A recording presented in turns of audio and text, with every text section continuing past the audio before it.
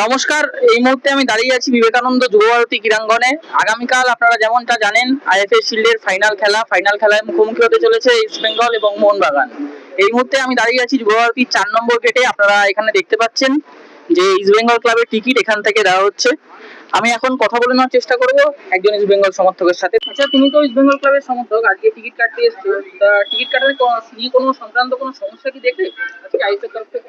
না, টিকিট কাটার মধ্যে এরকম কোনো সংক্রান্ত সমস্যা নেই। লাইনও প্রথম কথা কম আছে, আর অনলাইনে টিকিট দিয়েছে সব থেকে ভালো কথা, অফলাইন নেয়নি। বাকি এর আগে যে সমস্যাগুলো হয়েছিল, অন্যান্য খেলায় ফ্রি টিকিট দিয়েছিল, প্রথম ম্যাচে খুব সমস্যা হয়েছিল ফ্রি টিকিটের জন্য। প্রথমে ঢুকতে দিচ্ছিল না, তারপর ঝামেলা টামেলা করার পর তারপরে কি আমাদের এবার ঢুকতে দিয়েছিল।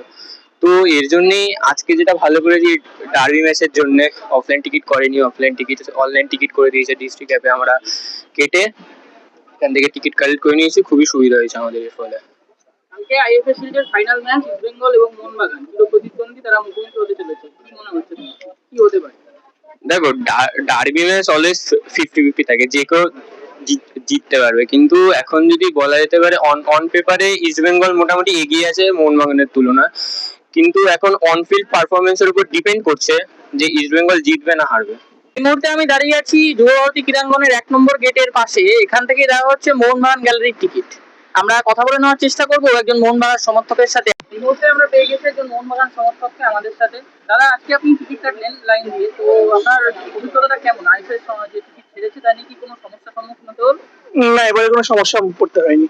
আচ্ছা, আমরা দেখতে পাচ্ছি কিছুদিন ধরে মোহনবাগান ফ্যানদের মধ্যে কি প্রকাশ হচ্ছে তার ম্যানেজমেন্টের সম্পর্কে, এটা নিয়ে কি বলবেন? দেখুন, এটা তো একটা মানে এখন ডিসপিউটেড ইস্যু।